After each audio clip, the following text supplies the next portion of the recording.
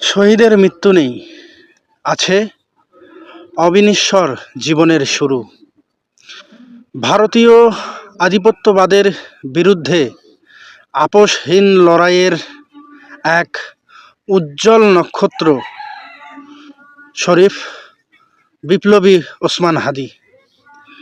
দেশ ও জনগণের অধিকার রক্ষায় ও সংগ্রামে তিনি নিজেকে বিলিয়ে দিয়ে গিয়েছেন। রক্ত দিয়ে লিখে গেলেন স্বাধীনতার গান। আধিপত্যবাদের কালো ছায়ায় বিলিয়ে দিলেন নিজের প্রাণ। বিপ্লবী ওসমান হাদি, আপনি হারেননি, আপনি আমাদের হৃদয়ে বেঁচে থাকবেন চিরকাল।